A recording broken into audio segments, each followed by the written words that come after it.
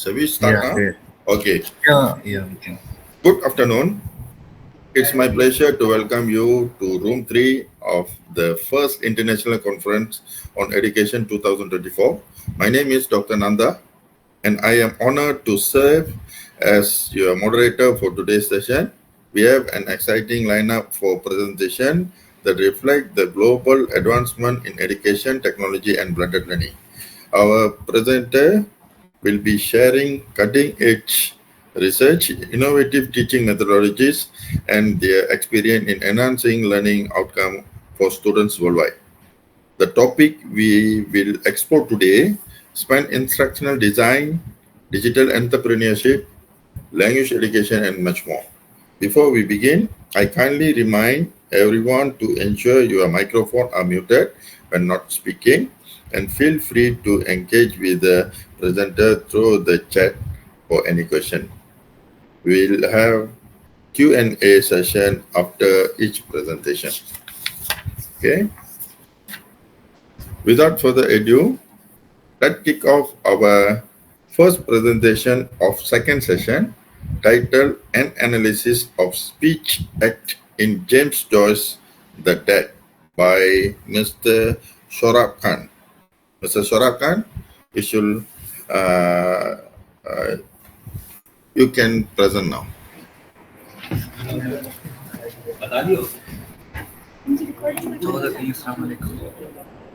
Assalamu alaikum. Good afternoon. Good afternoon.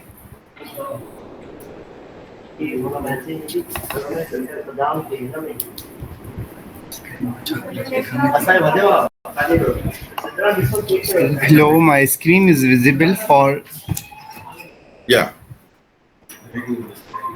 Thank you.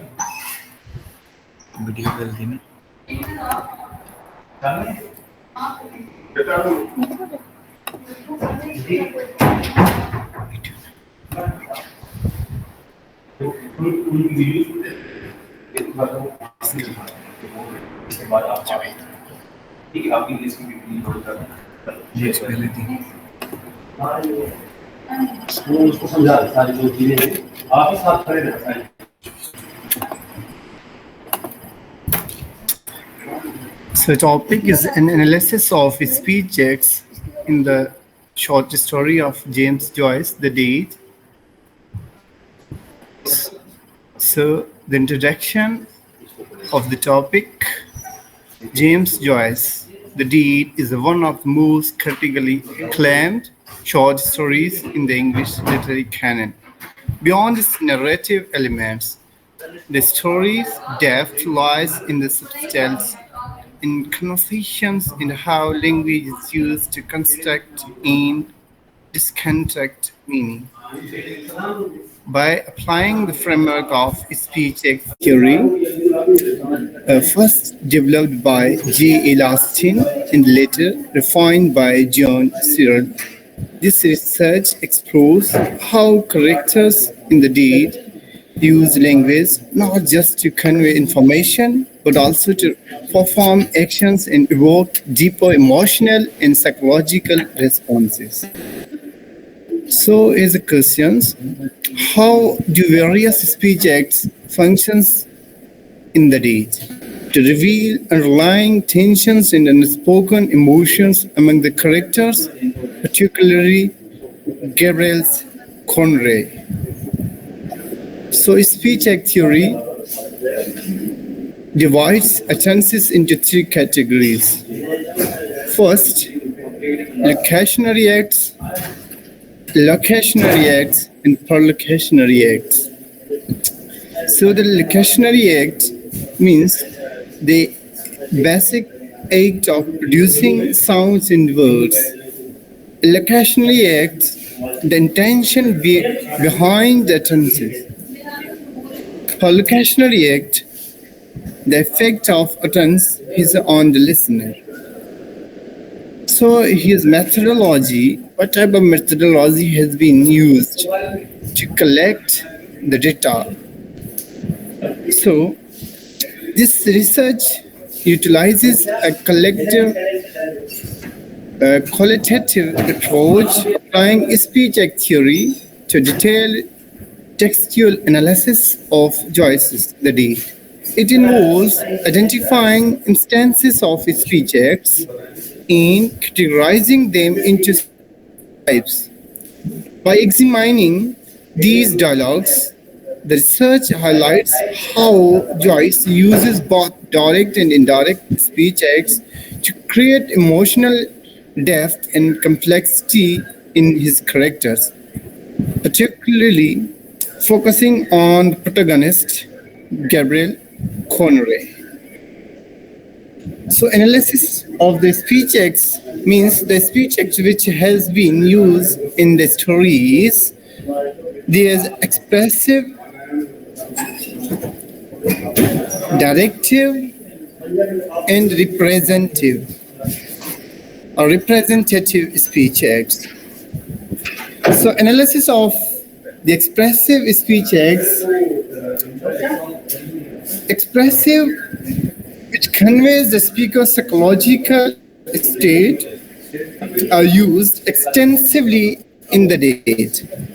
Joyce crafts these acts to underscore the dissonance between characters, public person, and their inner emotional landscapes. For instance, during the dinner scene, Gabriel delivers a polite and respectful speech that outwardly expresses admiration and gratitude towards his aunts, but his inner thoughts are rife with frustration, self-doubt, and alienation. So continue slide. In his interactions with his wife, Greta, Gabriel's expressive acts often seem tender and affectionate. However, these outward displays mask deeper insecurities and emotional distance from her, which becomes apparent when she reveals her past love of Mitchell Frey. This moment showcases how Gabriel's expressive speech acts fail to communicate his emotions, revealing Joyce's mystery in highlighting the limitation of language. So directives or the speech acts that seeks to get the listeners to do something. These are seen in the commands and requests made during the social setting of party. Aunt Kate and Aunt Julia is hosts frequently use directives to manage the gathering, giving instructions to servants or requesting help from the guests.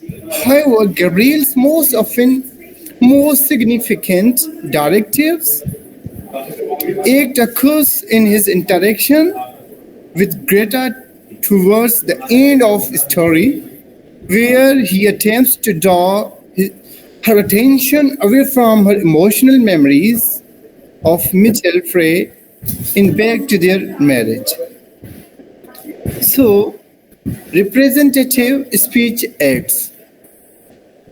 Representatives which commit the speaker to the truth of proposition are frequent in the read. Gabriel often uses representative acts to convey his thoughts about Ireland and literature, as seen in his conversation with Miss Vos. When Miss Vos accuses him of lacking patriotism, Gabriel uses representatives to defend his cosmopolitan outlook. However, the story's climax, Greta's revelation about her former lover, Mitchell Frey, undermines the Gabriel's sense of intellectual superiority. Here, the representative acts fail to convey the full of the Gabriel's emotional reality, suggesting that even statements about the world may obscure deeper and more painful truths. So here comes the conclusion. The analysis of his speech acts in the Deed, which is a short story of James Joyce, demonstrates how Joyce uses the dialogue not just to advance the plot, but to reveal the unspoken emotional currents between characters by employing various types of speech acts. Joyce highlights the limits of language in conveying the full depth of human experience. Sir Gabriel conveys journey of the deed is not just one of the self-discovery, but also of realizing the failure of words to bridge the gap between individuals' inner and outer worlds. Through speech act theory, we see how characters' words often can conceal or hide more than they reveal, adding layers of meaning to a story. So Joyce's subtle use of expressive, directive, and indirect speech acts underscores the emotional complexity of a human relationship and ever-present gap between communication and understanding. Findings. The analysis of speech acts in James Joyce, The Deed, reveals how characters, dialogues express underlying intentions and reflect their relationships in social positions. So the Gabriel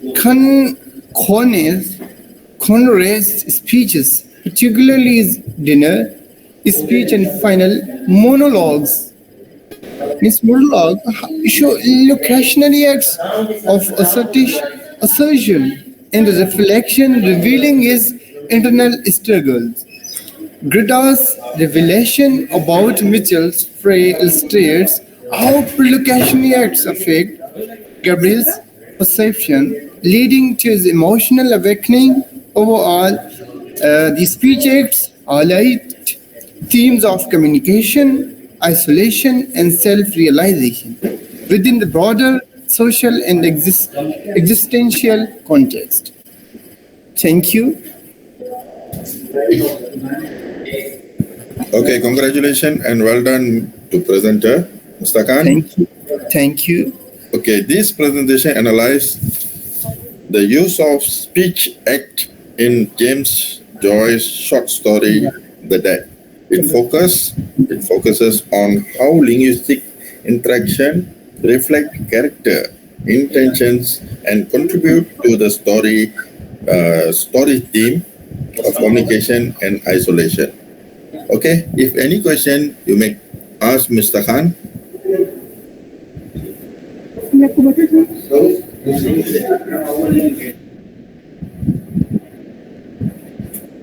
To the viewers, if you have any question, you can ask Mr. Khan now.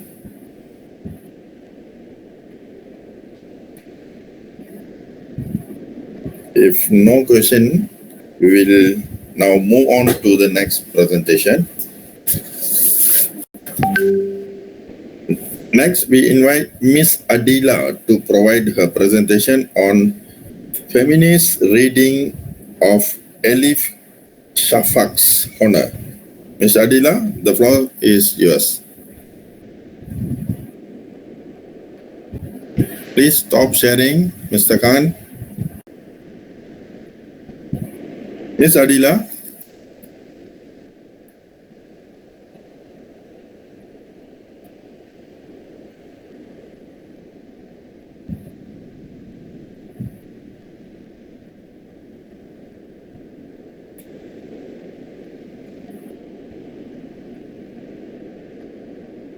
Miss Adila, are you here?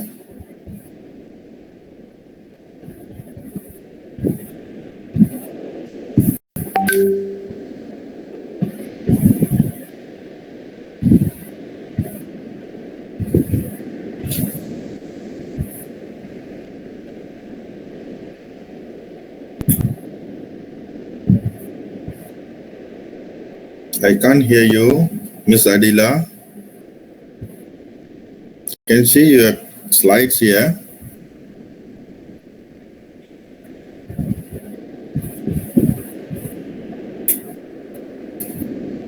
Miss Adila,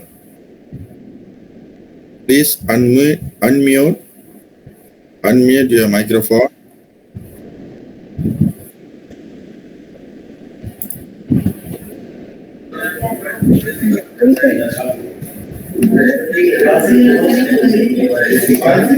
Okay. Hello, Assalamualaikum. Good afternoon. Good afternoon. You may start now. Yeah, of course. No worries. Myself, this is Scholar Radida, and today I really thanks to you all who gave us this opportunity as an international conference, as an international speakers. So today I want to discuss Alex Shifuk's powerful novel, Honor, through a feminist lens, published in 2011, and is a masterful exploration of patriarchal structure, cultural norms, and female agency. So, without any discussion, Alex Shifuk is a Turkish-British novelist, essayist, and public speaker. She is one of the most vividly read, and critically acclaimed writer in Turkey. Early life and education of Alex Shifuk was born in 1971 in Strasbourg, France, Turkey. Turkish parents. She spent her childhood in Ankara, Turkey, and the latter moved to Istanbul. Alex Shifuk holds a PhD in Gender and Women's Study from Middle East Technical University. So here is her famous, most important work where we are going to talk. Honor is a novel that explores the complexities of honor, identity, and belonging.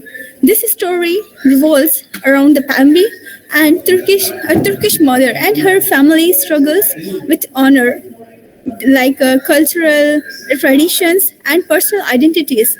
The novel delves into the themes of the honor-based violence, patriarchal oppressions, female agency, and autonomy. So, here are some book descriptions that explores the themes of the honor, and now we are discussing the first critique of patriarchy, where Shifuk novel critiques the oppressive systems that governs women's lives through Bambi and Jamila's story. We see how patriarchy controls women's body, desires, and identities on the name of honor killings, domestic violence, forced marriages. And we are going to discuss second themes like the female agency and autonomy. Despite patriarchal constraints, Bambi and Jamila exercise agency and autonomy, including resisting societal expectations, subverting traditional norms, and seeking self-expressions. And number third is intersectionalities. Shifuk highlights the complexities of intersectionalities, including gender, culture, class, and identity intersect. So let's move to the number 4 themes of the as a feminist reader. Feminist solidarity. The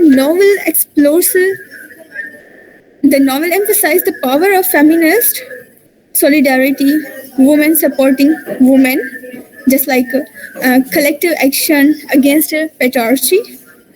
So we are concluding our feminist reading as a feminist reading of the Alex Shifuk's Honor reveals a critique of patriarchal structure and cultural norms, portrayal of female agency, autonomy, and empowerment, and the examination of intersectionality and identity, commentary on gender-based violence and honor-based crimes. So this novel is a powerful testament to the transformative power of feminist storytelling, challenging readers to confront patriarchal norms and imagine alternative future for women.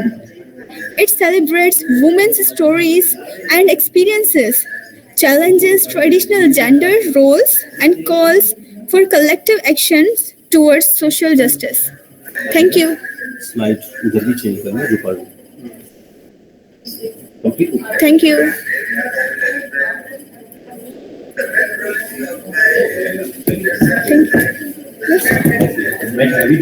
maybe they ask us सामने हो ना face सामने हो ना video बंद है वो देखते हैं आपने वीडियो ऑन किया है? वो समझ जाते हैं कि नेट का इशू होगा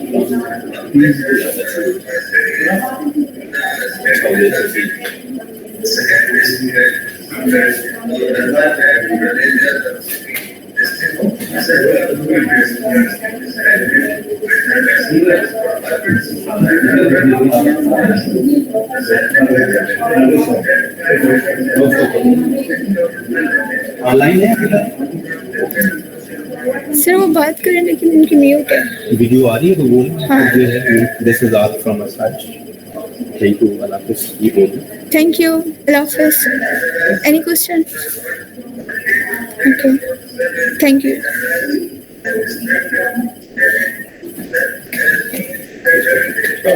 ओके वेल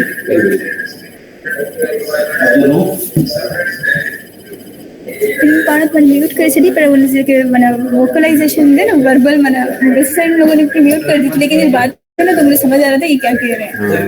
तो वो ये बता रहा था अब तो हो गया अभी इनकी म्यूट चल रही है अभी तो.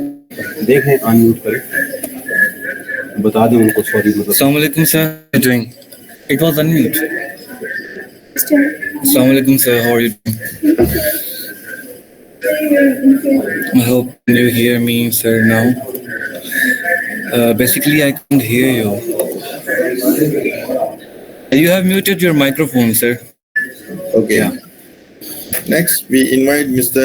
Abdul Rauf alias Wazir Ali Shah to provide his presentation on narrative analysis of the short story Attar of Rosette by Tahir Naqvi. Yes sir, this is me here, Sayyid Abdul Rauf Ali Shah. Okay. Abdul Rauf alias You may as start well. now. I hope you are doing well.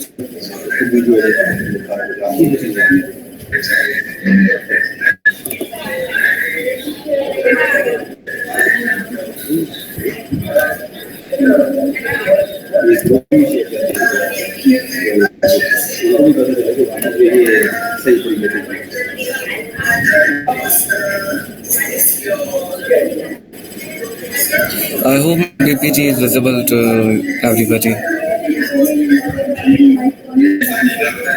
I hope so you can see my presentation here on the screen. Yeah, thank you.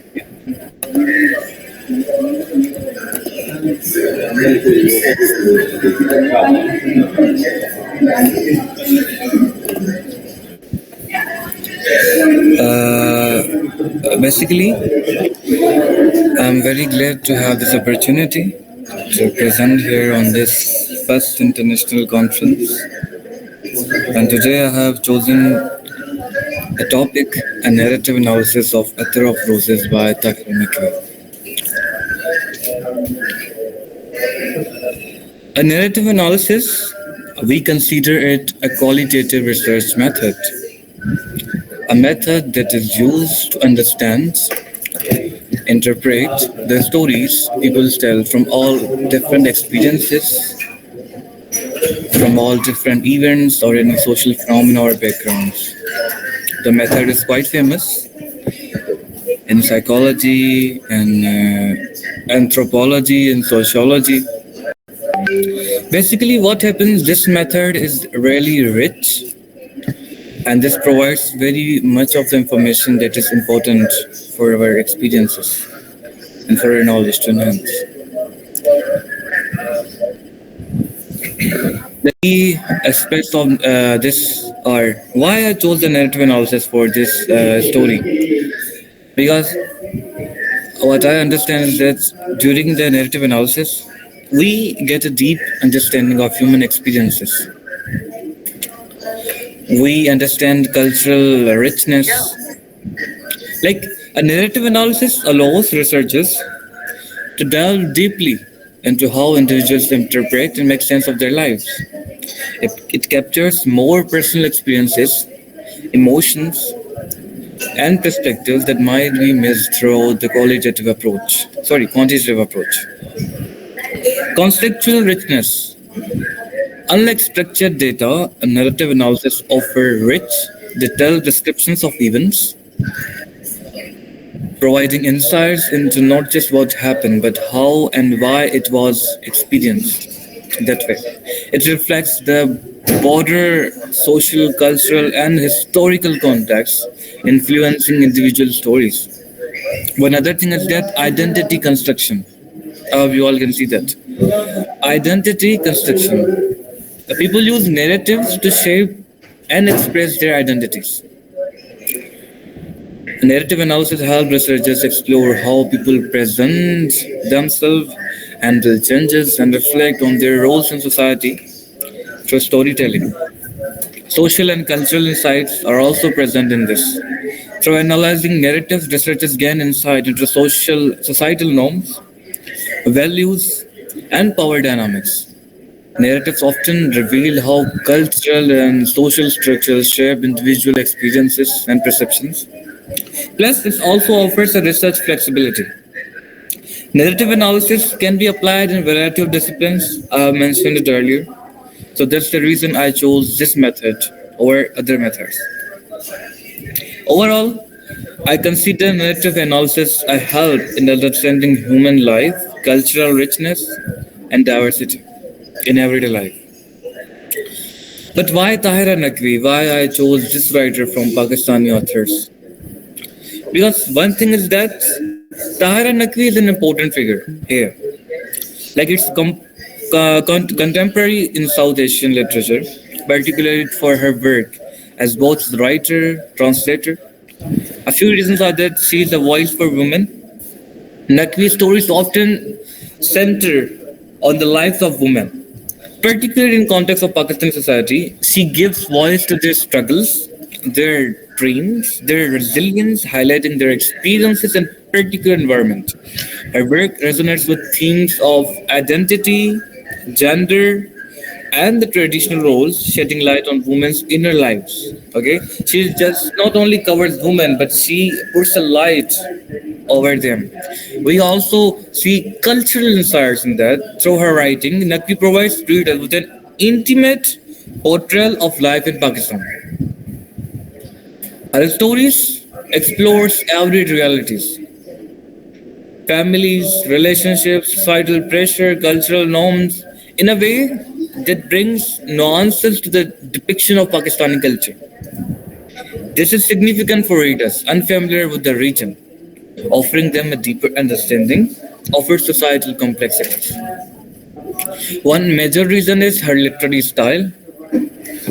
Naqvi's writing is noted for its simplicity, emotional depth, and vivid imagery. Her ability to evoke strong emotions and explore difficult topics in an accessible way. This is the thing that makes her work powerful and engaging.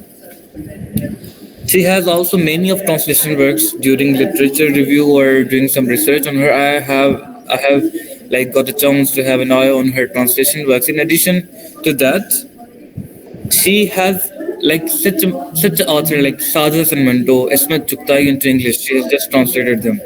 This has made significant South Asian literature more accessible to global audience, helping preserve, promote, and enhance Urdu literature in translation. One other thing is that the representation of diaspora. I hope everybody's there. I hope my connection is working well. One other thing is that representation of diaspora. As a Pakistani American writer, Naqvi brings a dual perspective to her work, writing about both her native Pakistan and the experience of immigrants living abroad. This blend of perspectives adds depth into her exploration of identity and blogging, making her work particularly relevant to the readers in diaspora. Now, I have concluded my reason for choosing Tahira Nakvi for this research. Now, let's focus on why Atra of Roses only. This particular story. One of the main thing is that this is the main story of her work. This is the main work of her that represents and provides a symbolic of traditions, beauty, but also hints the fragility, confinement of women with traditional cultural expectations.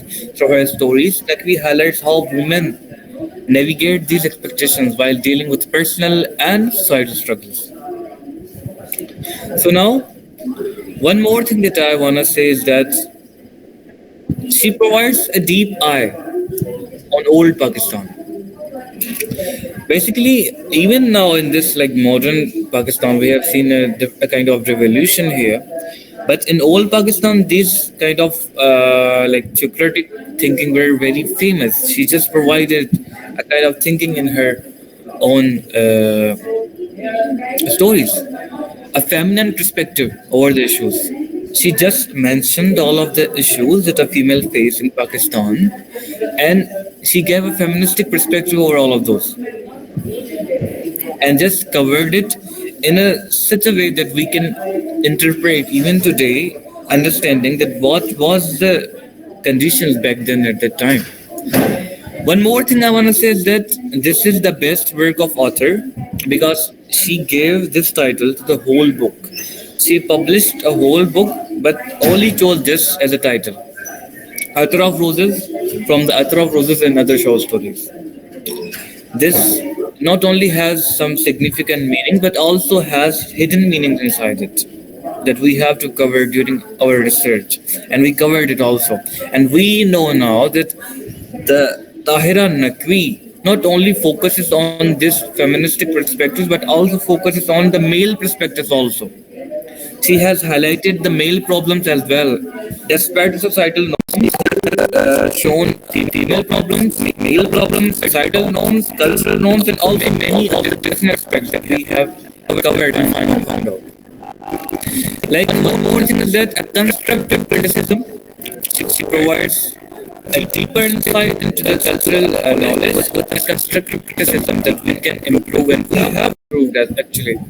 And also she interprets the gender roles that we still see, face and learn. Thank you very much. This was Abdul Rauf alias Wazir Ali Show. I hope you. Thank you, Abdul Rauf. Congratulations and well done to you. The study delved into a narrative structure and theme of Attar of Roses by Tahira Nakvi. It focuses on the cultural and emotional complexity conveyed through the characters and their relationship, highlighting the significance of storytelling in cultural context. Thank you again to speaker for that insightful presentation. We now have some time for questions. If anyone has a question, please feel free to ask him. Any questions? I think no question. So, ladies and gentlemen, that concludes our second session of the International Conference of Education by UM 2024. A big thank to you to our speaker for their insightful presentation and the audience. We will now take a short break and the next session will be begin at 3:30 Malaysian time. Thank you very much.